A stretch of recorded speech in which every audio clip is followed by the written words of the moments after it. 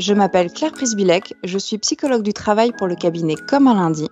Et aujourd'hui, j'ai la chance d'accueillir François-Xavier Pi, qui travaille chez Positif. On travaille ensemble sur le développement d'une formation dédiée aux managers. FX a une expérience de 20 ans en management et il va nous expliquer pourquoi il est essentiel de cibler les managers dans ce contexte. Bonjour François-Xavier. Bonjour Claire. Alors, première question, pourquoi avoir choisi les managers comme population cible pour cette formation ?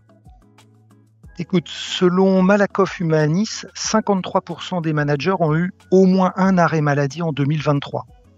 Et cette progression est attribuée en partie aux troubles psychiques qui représentent désormais 32% des arrêts maladie de longue durée, c'est-à-dire de plus de 30 jours.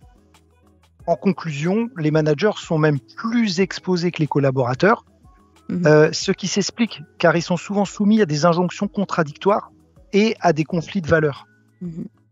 Est-ce que tu penses que les managers sont responsables du bien-être des salariés ?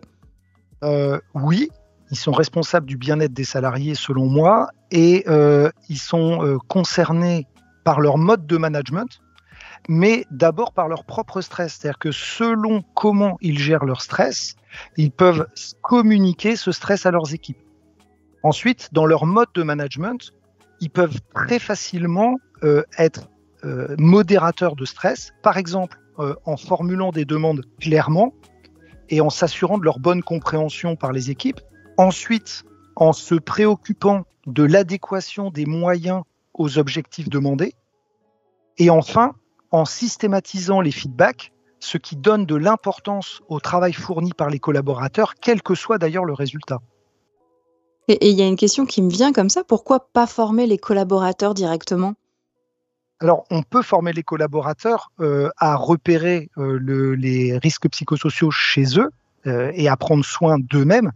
Mais en fait, pour une entreprise, chez les managers, on a un effet de levier plus important puisqu'en formant une plus petite population, on agit sur eux-mêmes en tant que manager et en tant que collaborateur et sur leurs équipes. Donc, nous avons déployé déjà cette formation. Est-ce que tu pourrais nous donner un exemple d'impact direct que cette formation peut avoir sur les managers ? Alors, le premier impact que je vois, c'est de mieux les sensibiliser à qu'est-ce que sont les signaux faibles. Et à partir du moment où ils savent ce qu'est un signal faible qui permet de détecter les risques psychosociaux, ça leur permet d'observer et d'écouter leurs collaborateurs afin de détecter s'ils perçoivent ces signaux faibles ou également un changement de comportement qui est un indicateur potentiel d'un stress chez le collaborateur. Eh bien, merci beaucoup FX pour ces éclairages. On comprend mieux pourquoi les managers jouent un rôle central dans la prévention des risques psychosociaux et comment cette formation en particulier peut vraiment faire la différence, tant pour eux que pour leurs équipes. À bientôt pour en savoir plus sur cette formation qui place l'échange d'expériences et la construction d'une vraie culture du bien-être au cœur du management.